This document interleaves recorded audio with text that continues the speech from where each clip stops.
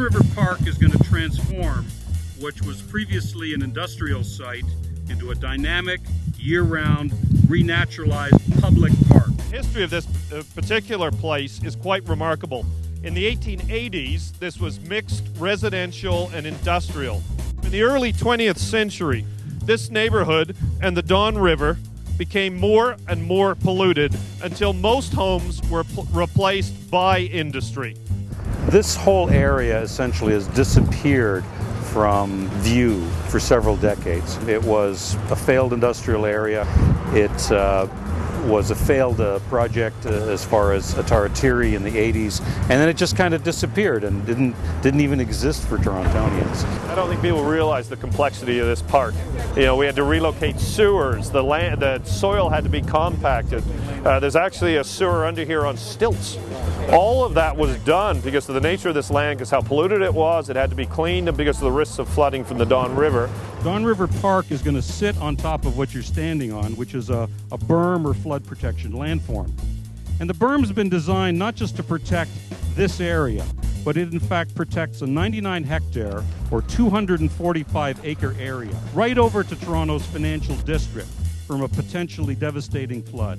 This is next generational development. It's smart growth in every sense of the word. When you look at the type of development that will be going onto the site, when you look at the type of uses that will be on the site, when you look at the rehabilitation of this particular site, it means green growth, it means healthy growth, it means quality of life growth.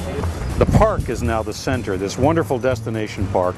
It's right beside the Don River. It's going to connect to the Don River Trail. It's going to connect down to the Martin Goodman Trail. It's going to connect up to King Street. It's going to connect to the Distillery District. And at the center of all of those is going to be the park and a new residential community.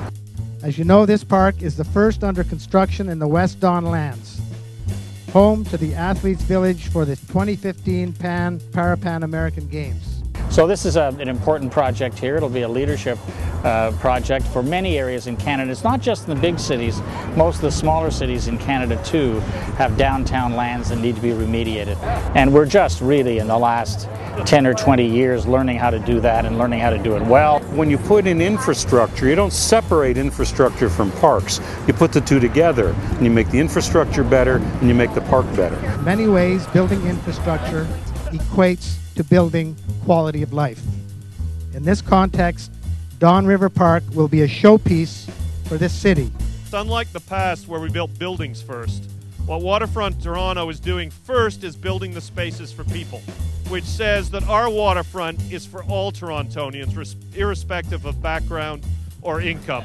I think that's truly a Toronto value, and I'm very proud today to be here to express it.